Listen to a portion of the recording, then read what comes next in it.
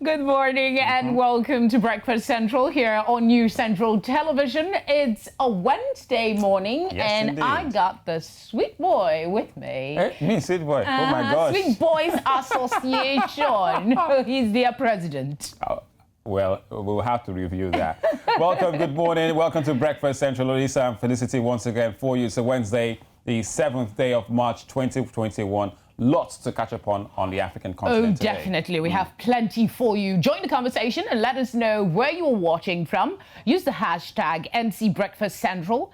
Follow us at New Central TV. And you can also go to our website for more. You can find us at www.newcentral.africa. You can also download the New Central TV mobile app. Go to Play Store or iOS. Well, here's some of the things we have lined up just for you today on the program. Now, we have some news stories to keep you up to date with what you may have missed last night. And the morning tea, well, captures some of the newspaper headlines across the African continent. Then our impact conversation today, our focus is on the security in Nigeria, West Africa, and steps taken by the government to restore sanity back to the country amid the banditry, kidnapping, and other forms of criminal activities. That's really a huge conversation that's looking like it's insurmountable, but we'll have a security analyst join us. Big congratulations, though, to Real Madrid and Manchester City for their big wins last night in the UEFA Champions League. Onyinye Obare will tell us more on that, and you can also expect our timelines. Yes, indeed, all that and more on the program. But first, we'll be starting with a bit of news in Nigeria. Yes, the big one. Nigeria's federal government has appointed a new head for its police force. The Minister of Police Affairs says the appointment of Deputy Inspector General of Police, that's Alkali Baba, followed a thorough process. Well, that's questionable. Well, Baba replaces the outgoing Inspector General of Police, Mohammed Adamu, whose tenure ended in February 1st this year. And the Police Affairs Minister say the process was in line or is in line with the extant laws and the Constitution of Nigeria. Adamu, the tenure of the IGP Muhammad Adamu, which ended on 1st February 2021, was extended by Mr. President to enable a detailed process of appointing a new IG in line with Section 15A of the 1999 Constitution.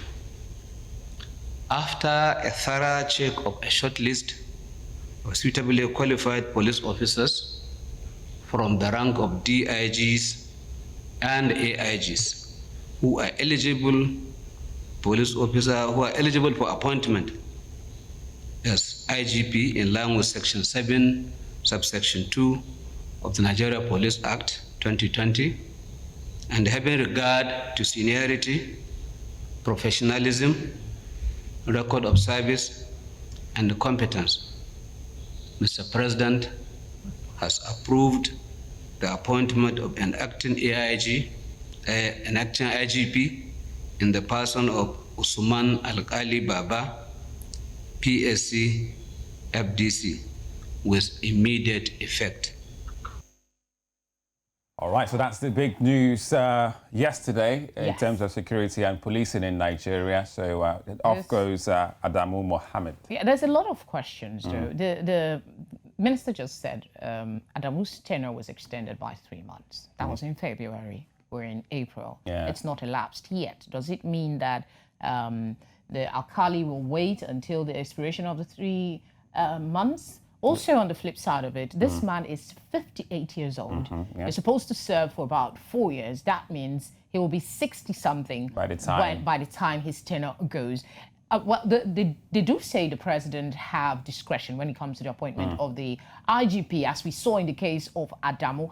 We'll try and ask our security expert later on the breakfast to get some understanding. I hope we'll have the time to do that, to get some understanding of, the decision and the issues around it that's coming up. Yeah, clearly one of the biggest stories in Nigeria since yesterday. Well, new IGP in the mix. All right, still sticking with news in Nigeria now. The Judiciary Staff Union of the country, that's JUSUN, yesterday embarked on the nationwide strike. The striking judiciary workers are demanding for financial autonomy of the judiciary. News Central's Omolola Ololade visited the Lagos High Court and filed in this report. The Judicial Staff Union of Nigeria, JUSON, for some years have been in the forefront of the battle for financial independence.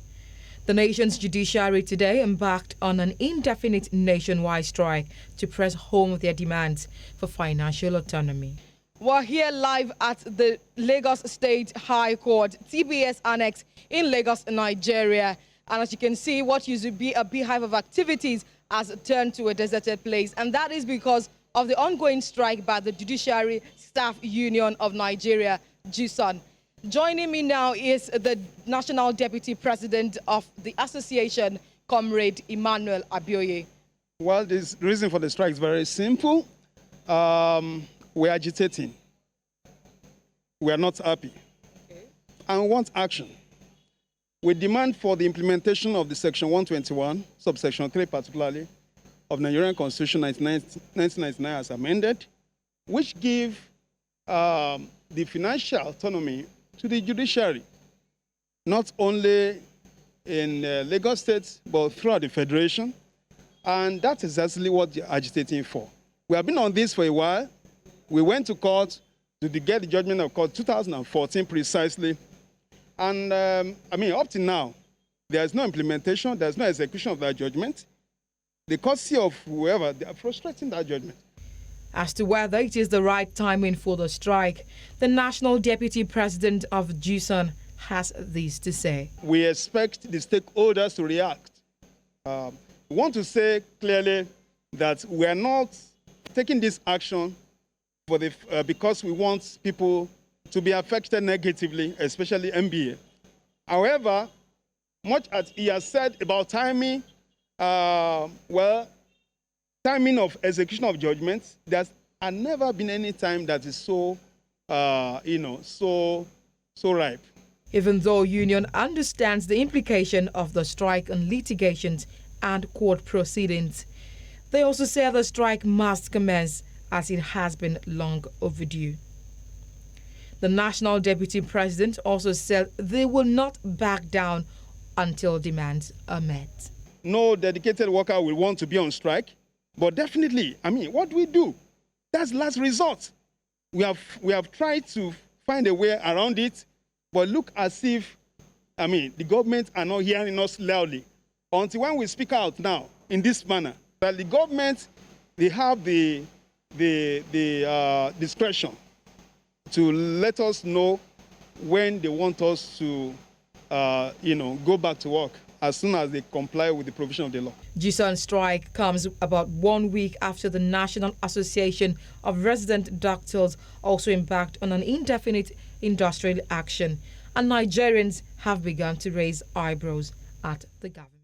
We seem to be engulfed in a seemingly inextricable web of controversy in this country, from one thing to the other and then to the other. Justin is on strike, NAD is on strike. We have insecurity in this country. Students are being kidnapped. Education is almost on standstill in many aspects and in many areas of this country. Oh, there's a new IGP. Nigeria. And then we have a new IGP. That's a positive, right? I'm not really invested emotionally in something new that he's going to do. He's a career police officer, so he will follow the process as well. Who knows? He might shock the pants out of us. Well, we'll try to keep them on with belts, I suppose.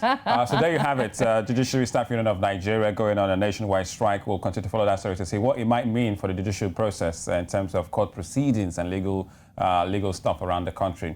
Well, then let's move now to the southern part of Africa, and it's all about Mozambique, where the Southern African Development Council, that's SADC, expected to hold a meeting this Thursday in the capital of Maputo to discuss ways to tackle the, recent insurgency bedeviling the country. Now, the SADC expressed deep concern about the continued terrorist attacks in Cabo Delgado, especially for the lives and welfare of the residents who continue to suffer from the brutal and, really dangerous assaults there. The extraordinary double Troika summit will see representatives from Botswana, Malawi, Mozambique, South Africa, Tanzania meet. And after the meeting, a communique on the key outcomes of the summit will be issued on the deliberations. Right, so looks like we're perhaps getting to see headway in that area because around the continent you do see, what I call it, flares. You have in the Horn of Africa region, Ethiopia, Eritrea, you have that problem with Tigray. And you go down south, and Mozambique, and you're asking what's going on. On a very literal level, I find it hard to understand why people would choose disharmony and war over peace. I mean, peace is sweet. I don't know. My sister. Yeah. Anyway, we'll take a little stinger for the morning tea and we'll get you all the headlines across Africa. Don't go away.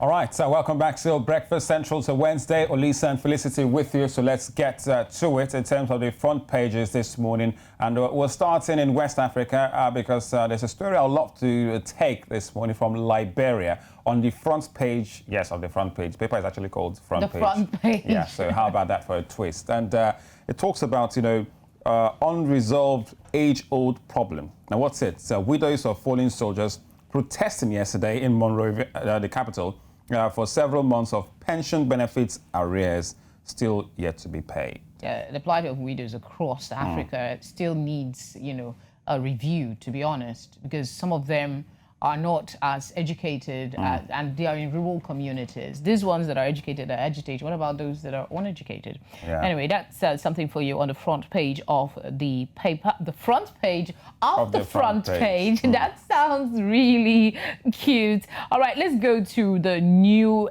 era. If we can have it on the screen. So that takes us down south in Namibia. So the new era in Namibia to see what they have for us this morning on their front page there. There you have it. And Dombo eviction imminent. There are people there, and there is a little footnote. Hot potato. And Dombo compound residents staged a peaceful demonstration last year against the eviction from the compound. Apparently, there is a situation that needs to be looked at. And a Mozambican rest. Namibia waits on SADC. I think we just captured that story. And of course, this one that says murder, accused mom claims unlawful arrest. Mother accused mom. That sounds a bit weird. Yeah. Mother accused mom claims unlawful arrest. All right, so still sticking with the south of the continent, let's go to the Sowetan quickly. We'll waste no time in South Africa. We're Sowetan in South Africa this morning to see what they have for us. So it talks about the coronavirus vaccine rollout plan needs shots, and there's a shot, with the S in bracket there in the arm. Big business eager to and itching to help state vaccinate 7 million by the end of June, as clocked towards the end of the year deadline to have it at more than 60% of the population vaccinated. All right, where do we go to? I think it's only fair if we go to East Africa. We're coming home. I think we should do the Daily Times because we've actually captured some stories from Nigeria already. That's on the front page. Okay. The insecurity there. So let's take the Daily Times. Malawi. Yes, indeed. This says learners march against teachers. That's it on your screen. Some members divided on strike. And then there's something on art in the park back. That's on page 31. Of the paper. Inflation outlook remains missed. That's a bit of business for you. Okay, so let's end in East Africa with the Daily Nation with a star in Kenya. So we end in Kenya, in East Africa, with a star. Still talks about the coronavirus and education there. It says how public debt has ballooned in the Uhuru Ruto era. But on the front page there, it says day 6 gives way to day 7 of the Kenyan SCE examinations. Good luck to the students there. And masked up and social distance in that exam hall. Not the best of times if you were like me back in school. There's a medical story there that caught my attention. It says, journey of hope. Beatrice may have brain tumor, referred to MTRH. You find details of that on page 3. Well, hold that thought, Felicity. Would you like to take an exam in this kind of hall? Look at this spacing. Wear your exam mask. once stay you're your prepared. own. Yeah, once you're prepared, you just stay. I wouldn't mind, really. I like the peace of it. If you cool. All right. No, seriously. During exams when I was in school, that was when we wear our best fashion. It boosts your I confidence. like to stay very close. All right. We'll take a break. We'll come back. We'll have our impact conversation. It's all about insecurity in Nigeria, and you don't want to miss it.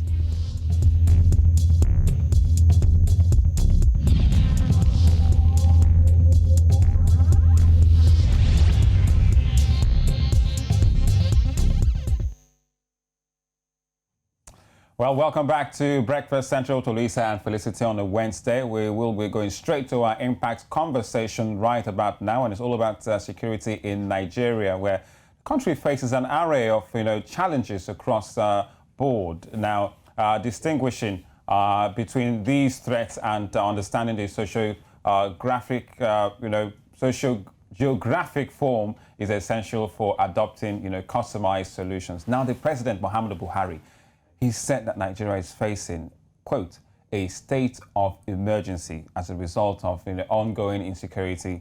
Now, this emergency is commonly understood as the threat posed by Boko Haram in the country's northeast. However, this understates the complexity and multi-dimensional nature of Nigeria's security challenges, which impact all of the country's regions. Now, calls have been made by traditional rulers, coalition groups, and religious leaders for the president to take urgent and immediate steps to address the security situation in the country. Well, may have to be criticized, but basically the Buhari administration has faced recently, saying it has failed to carry out its primary duty under the Constitution to ensure security and welfare of Nigerians. But to really break this all down, we are now joined by Umar Aliyu Babangida. He's a security consultant and joined us right here on Breakfast Central. Good morning. Good to have you join us. Good morning. Okay, let's begin fast. There was something that happened last night. Nigeria got a new IGP, even though it's on an acting capacity. We want your thoughts on that, and then quickly your analysis, your assessment of the current security situation in Nigeria, considering the acts of kidnapping, for ransom, banditry, and terrorism. Well, the appointment or the resumption of a new IG is nothing new. We've had appointments and persons come and go. What remains to be seen if his appointment will bring in anything new. What am I saying? If his coming in will change anything. But basically, if you profile the situation, and we now use profiling as a backlog for projecting what is to come, we cannot but wait and see, as opposed to the usual habitual hoping. Hoping can be hopeless if the necessary changes that are expected do not come with a change in appointment. Talking about Nigeria's security challenges, that too is not new, not here at our consults. As far as 6 years back, on different media brands, I had opined that our threat genres, as many as they come, are getting bolder. They get bolder because they actually take cues from responses from the government, from responses from law enforcement agencies, to actually gauge what is possible and what is not possible on our nation space or within our nation space. I'll give you an example. Okay. Further than 4 years ago, a traditional ruler's wife was kidnapped. That was about the first prominent kidnap or thereabouts in the country. I also opined that it was time at that moment for all traditional rulers to actually gang up and ensure that they make a statement with this very first abomination. None of that happened. So those who did it probably became bolder, and prospective perpetrators also took cue and became bolder. So many years down the line now, you can see nothing sacred about our traditional rulers by their own making. The same thing happens when security incidents occur. And rather than see that window of opportunity to make a statement, our leaders delve into the politics, the region, the ethnicity, and the religion of it. And while they are at it, the threat genre gets bolder and more confident. Older here meaning they will increase in numbers and they will go for even bigger targets. So we've seen governors being attacked. We've seen police stations being attacked. We've seen prisons being attacked. And I'm telling you, they keep getting bolder. And the longer it takes us to realize they are bolder and meet them 2 notches ahead of their boldness, the more expensive and rigorous the act will be when we decide to do so. So as they say in English, a stitch in time saves 9. Well, you just mentioned about the threat genres in Nigeria, which is a different level. We're just coming out of the Imo State attacks and the correction facilities, which looks like perhaps a new wave of threat genre to bedevil the country, just when we just had the following that announcement of a new IGP. As a security consultant, have you seen this level of threats before? But presidents now are being, attacked with so much, gunfire, fanfare? Oh, yes. It's nothing new, as I said earlier. What we do here in my consults is we detail events as they occur. And going forward, we try to profile situations and project what is to come. Once upon a time in the Northeast, Right, I think when Boko Haram decided they wanted to do was to get foot soldiers. They needed foot soldiers, but they did not have the time or the resource for recruitment. So what did they do? They started raiding correctional centers, prisons. They started hitting police stations to weaken law enforcement, reactionary capacity. Now, going to prisons to release criminals is key for them. And I'll tell you how it works. The criminals that are being released become fugitives. They are fugitives because being released illegally from jail, they are on the run. So the only refuge they have is in the camps of their liberators. There you have your foot soldiers. Then with the foot soldiers, you can tactically push in, gain grounds, do whatever kidnaps you want, and gain finances. It's broadly, it's like it's hidden in broad daylight. That's quite scary, Mr. Babangida. That's quite scary. I just wanted to take you to a part of the conversation. Based on what you were saying, would you agree with many civil society groups who have come up not only to criticize the president's action or lack thereof in tackling insecurity in the country, they are also asking that a state of emergency be declared? Do you think Nigeria should have a state of emergency in order for us to be able to check some of these excesses that are coming up? Short of verbiages and pronouncements, what exactly will a state of emergency do? What did the state of emergency, which gulped so much in the Northeast, achieve? You see, this stereotype approach to insecurity is not working, and the results are on ground.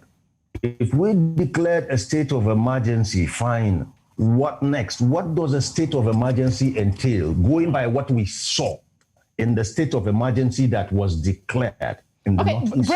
break it down for us. When you say a state of emergency, when a place is put in a state of emergency, what are some of the actions that we need to see in order for that state of emergency to help achieve the purpose for which it was called?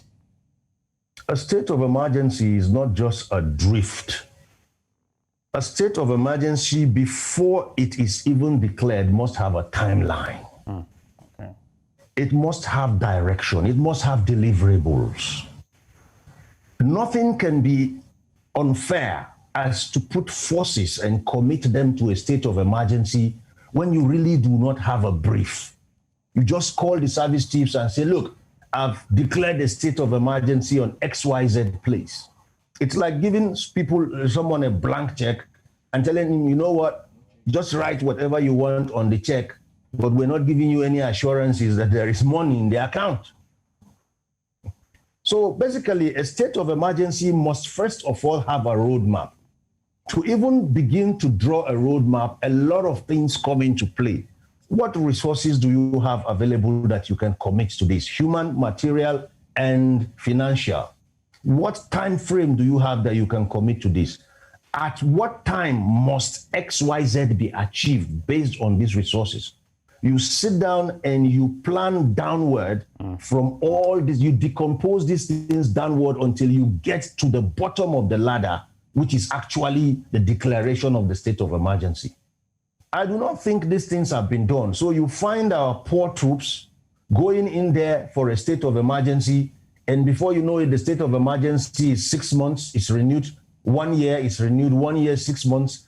And what happens, I tell you, as someone who is not new to combat, is monotony sets in. And nothing affects a soldier like job monotony. Okay. You come, you are doing the same thing the same way, and you just recycling, and the results are not coming. Add that to all the other attendants, psychological, morale. Just you add it up, and you see that what you are getting is a full. So where do we go from here? You've talked about the genres of threats in Nigeria. We're seeing raids now on prisons. There's attacks in the northeast, Boko Haram, banditry, kidnapping. Now in the southeast, we're having these problems too. Where do we go from here? The Nigerian state, can it really handle all these based on our security apparatuses right now? Where we go from here is something I'm tired of talking about. For the past 10 years, on as many media brands you can mention, print and visual, I have proffered these solutions. You will do me well to just replay them. I can tell you for now that where we go from here is a function of the leadership. If the leadership is not results driven, we won't go anywhere from here. And what is results driven? You're going to set targets, you're going to put resources on ground, and then you're going to give timelines. And once you've done that, if the lead is not actually meeting your expectations, you change him. It's as simple as that. When people know that there are timelines, when people know that there are deliverables, and when people know that there are resources that have been committed to these deliverables, then you are going to see us cut losses if we have bench warmers on board. Not this about, look, as I told you, I'm tired of talking about Please, this. Mr. Babangida, I wouldn't want you to allow fatigue setting. It's a project that we all are invested in. Sorry, excuse me. It's not about fatigue. If it was about fatigue, I shut my consults down. But you see, there is one thing my people say in my place. When you speak to a man who is not deaf, on, and you're not getting any responses, then two things, one of two is possible. It's either he's not interested, or you who is speaking, there's something wrong with you. So the records are there, the clips are there. I do agree with you, Mr. Babangida. And played. So we move to other things. The reason I tell you is I place a premium on time. As we sit and speak, me and you, we all know how much time we've spent in this life, but we don't know how much more we have. That's true. Mr. Babangida, now, thank you. I'm really sorry to have to interrupt, but we are a bit out of time for this segment. But we must say thank you very much for speaking up, and please do not stop. As time Thank you very much. Do have a blessed day ahead. You too. So there you have it. Security consultant Umar Ali Babangida joining us this morning on Breakfast Central, and he's clearly made the takeaway from this is time is really of the essence. Also, something he said at the beginning of the conversation, he said, hoping can be hopeless if the expected changes don't come. It just struck me deeply. And he also said something else, that criminals are getting bolder. Reading the body language of leaders. Yeah, look at what happened in most states. It's reading really, the body language of really leaders. shocking. So I do understand his sentiment, to be honest. I might not have a grasp of everything that he's talking about, but I do understand the sentiment of you speaking to leadership who seem not to be taking any sort of advice from people who are in the field and know what to do. Let's hope for the best, which it all starts from the will to just put an end to all this. What's the will for the Nigerian state to really put an end to insecurity? What is it? We'll continue talking about it until the change happens right here on News Central Television. All right, we want to take a look at this special package for you. It's all about the Benin Bronze. Indeed, the University of Aberdeen has said it will return one Benin Bronze sculpture to Nigeria within weeks. This is one of the first public institutions to do so, more than 1 century after Britain looted, let me repeat that word, after Britain looted the sculptures and auctioned them to Western museums and collectors. Now, other countries like Germany and the United Kingdom have also committed to returning some of these bronzes following the discussions by the Benin Dialogue Group. Well, now to take a more look at this, we're joined once again, this one, Omalala Olalade from News Central. She's put together this report, and we'll be right back for you. The Benin bronzes are artifacts stolen over 100 years ago from what is now southern Nigeria in Africa. Best of the artifacts removed from the King of Benin Palace ended up in the British Museum. However, there have been an increasingly heated debate on this looted art, and campaigners have made repeated calls for their return. Looting cultural artifacts and taking them away to be stored away in vaults.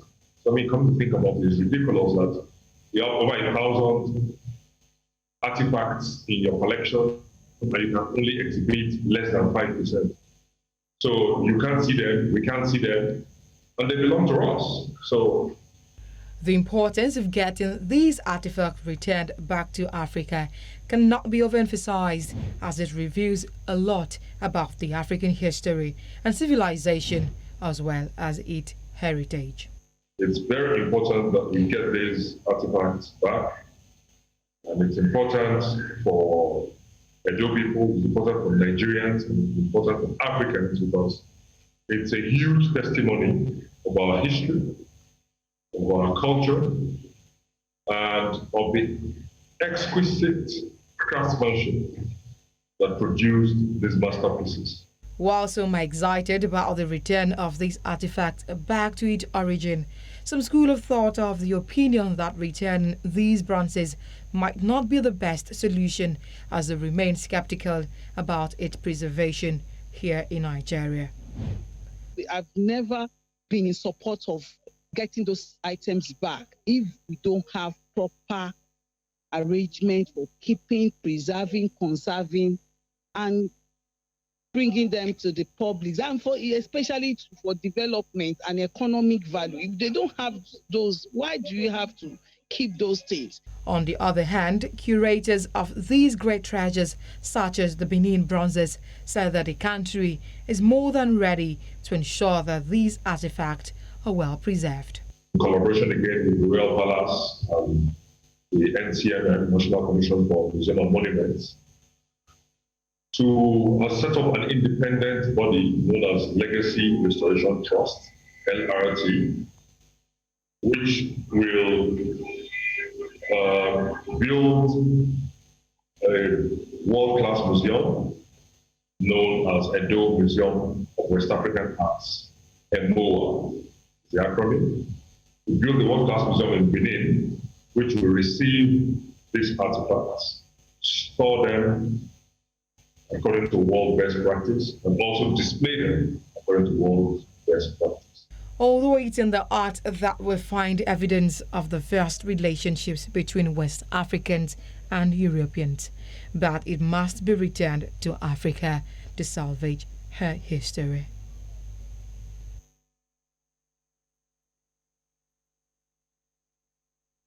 Wow. Wow. I still get perhaps goosebumps. A bit sad, a bit poignant when I see or hear about, these artifacts that will be returned. And it's just not for Nigeria and for Benin. Other parts of Africa, if you've been to those European museums and you see those artifacts, you see the dates of them, you see 1313, 12 something, and you're like, this is old. It's a process, but we'll get our stuff back. Yeah, Trust ancestry. me, Yeah. we are dogged when we put our minds to it. So this is just one of many more to come into the country. I guess we'll get our latest update on sports now. Yes, indeed. And we've got, as always, Udoka Njoku, from the sports desk, to give us the latest on the world of sports. Udoka, well, clearly it's all about the UEFA Champions League football matches played yesterday, and I'm sure, well, some Liverpool fans are not happy about it, but it was Real Madrid against Liverpool. Udoka, good morning to you.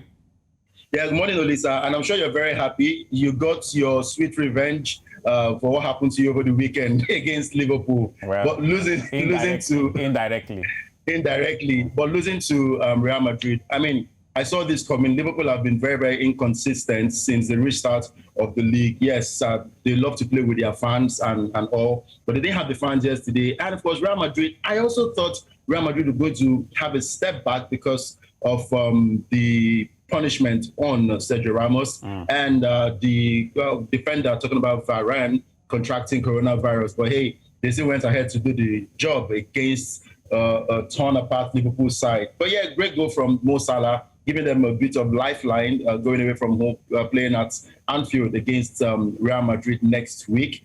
But it was a great, sweet victory for Real Madrid. They could have scored more goals, and Benzema lost a couple of chances, but it was a great win, a sweet victory for Real Madrid. And Vinicius was the man of the moment. Quite inconsistent, I must say. Sometimes he plays childish football, but yesterday was quite mature, and he took his chances brilliantly.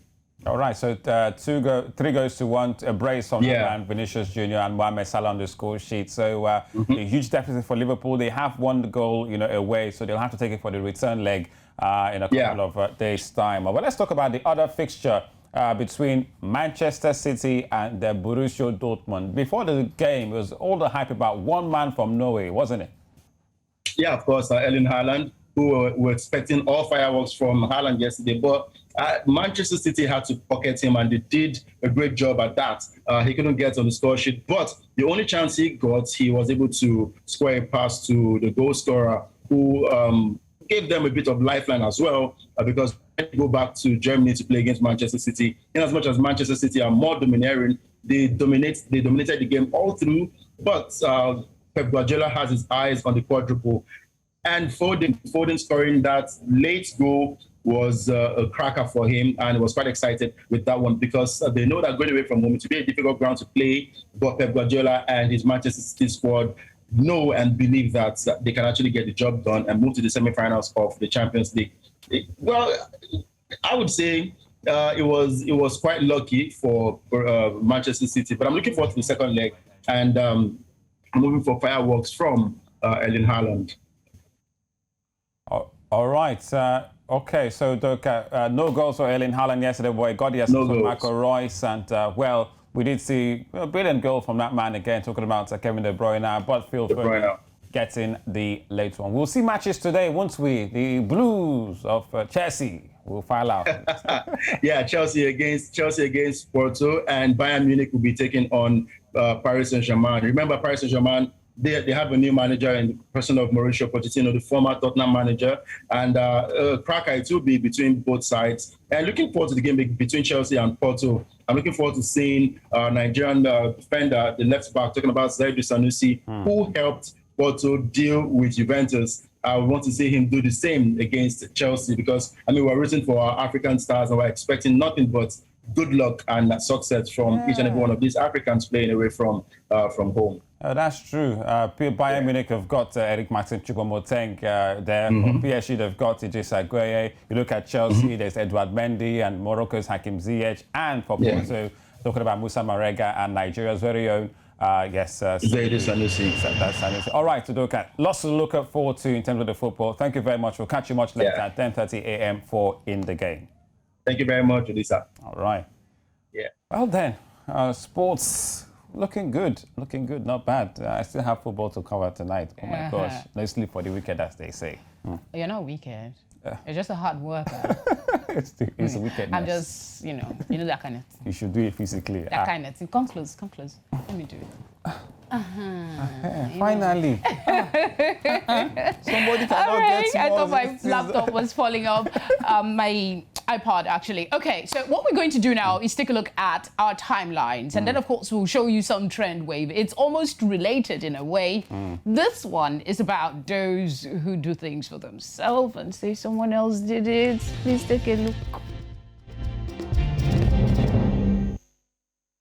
Some people go buy flower, buy everything for their bed, they put them for front, even call person where they blow trumpets. Come begin shout, hey, he surprised me. Okpa, yeah, Okpa. Oh, Kilokpa. Now you buy and yourself, you know the story, my friend. Go and sit down. Oh my gosh, did I just see right and hear right?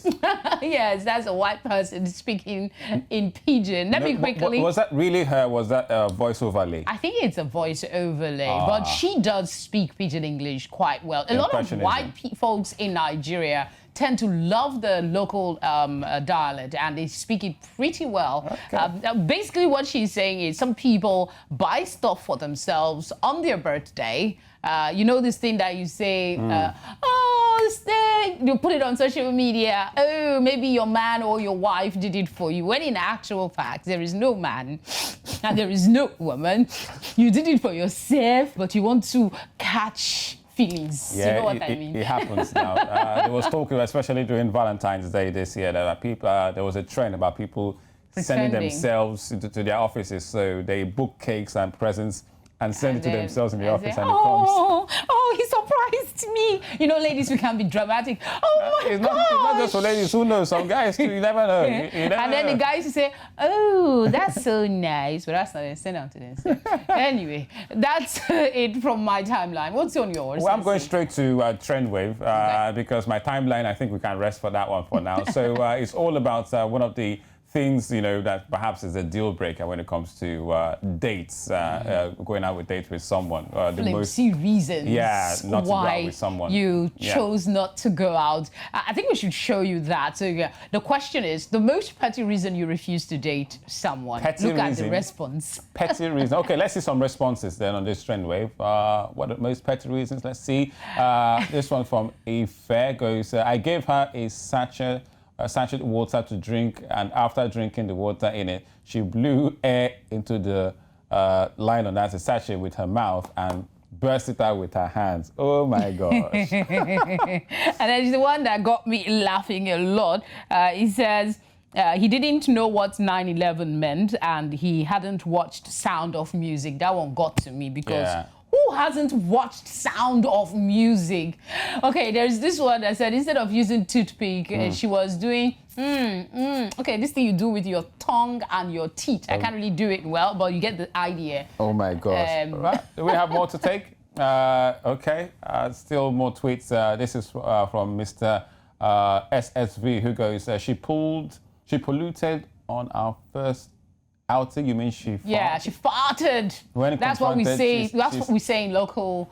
When confronted, she said, "I'll get used to her." Oh my gosh. And that was the reason. Okay, what was the flimsiest reason you used not to date someone, Olisa? His name was Titus. My oh my gosh. Give us one. I'm not so petty, am I? No. No, just tell us. We'll be the one to tell you if you were Perty. Okay. I'm not sure which. I guess I'll have to check. I'm looking You for. can't remember? Okay, let me. There is one. I don't know. I don't think it's petty. I think it's very valid, and I explained to him exactly the reason why. Yeah, emotion is part of it, but the way you treat other people tells a lot about you. For the first time, after the first date, he stopped in front of the gate. The security man took a little longer than necessary to come open the gate. You needed to see the explicits he was using on him. Wow. For the first time. So I immediately he dropped me and said, we're not going out again, please. I did not appreciate the way you treated that man, no matter what. You know, so whether that's a flimsy reason or not. Can that be described as petty? I don't care to know if petty? the man is special or heaven sent. So long as you don't treat people well, I have no business with Is that petty? I wouldn't say it's petty, but looking for the like petty, it's like. I can't. That's the only thing that came to my mind. I can't think of any petty, other like thing. as petty as maybe you just, you saw a nail. Oh yes, something else that puts me off. Oh my gosh, men that leave their nails. It's for us ladies. We are expected to be vain and make our nails. But a man leaving his nails like this, if I see it, oh boy, bye bye. Discussion over. Okay, Felicity is telling us, how to. That's a petty. For me, that's a no-brainer. It's not even a conversation. Okay. Once I see a man with nails, please carry your bag and go. Well, there are plenty fishes in the river. All the fine blokes out there, just take notes. Don't worry. I will give you tally number. We don't brother zone you now. So yes, brother zone for life. All right, guys. I guess that's where we wrap things up this morning. It's always a pleasure to be here with you, especially with this extra burst of energy from me. Yes, no time to wait. We'll see you again tomorrow. That's Thursday. Yes, the 8th day of March 2021. Lots to talk about security in Nigeria, plus issues around Africa, and not forgetting on the social media space, sports, entertainment, news, and everything. We've got it up for you right here on Breakfast Central. On behalf of the crew, we say have yourselves a great Wednesday. A fantastic one.